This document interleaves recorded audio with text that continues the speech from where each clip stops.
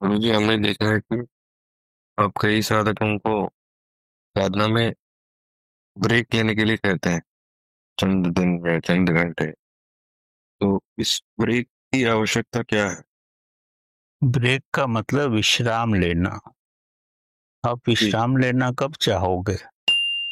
जब आप उस अवस्था में लीन नहीं हो।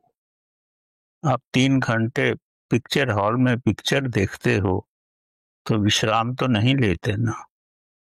विश्राम इसलिए आप लेना चाहते हो कि आप उसमें लीन नहीं हो।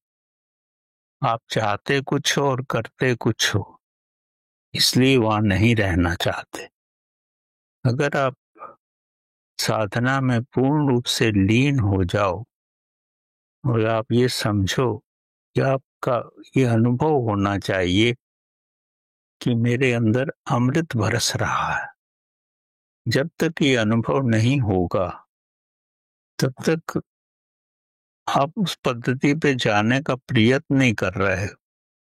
तब बार बार आप विश्राम चाहोगे और फिर आके बैठोगे, फिर विश्राम चाहोगे, क्योंकि उसके साथ आप एक नहीं हुए हैं। जब उसमें आप एक हो जाओगे तब किस बात का विश्राम? तो वही तो महाविश्राम है। आपको अभी तक उस विश्राम का स्वाद ही नहीं आया है। आप उससे अलग होना चाहते हो। अगर पति पत्नी झगड़ते हैं तो आप पत्नी से अलग हो जाते हो ना। 1-2 घंटे बाहर चले जाते हो, फिर आ जाते हो। अगर आप एक ही हो तो दोनों मिलके ही जाओगे, अर्ध नागेश्वर बन के ही जाओगे।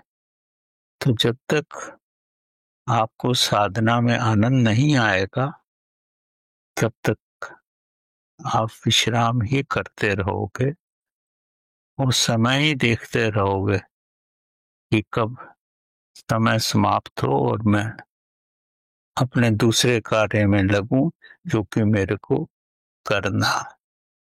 तो विश्राम अभी आदमी तभी चाहता है जब वो जो कार्य कर रहा है वो उसके स्वभाव के अनुकूल नहीं है, या अभी वो उसकी वो अवस्था नहीं आई है। तो दोनों में कुछ भी हो सकता।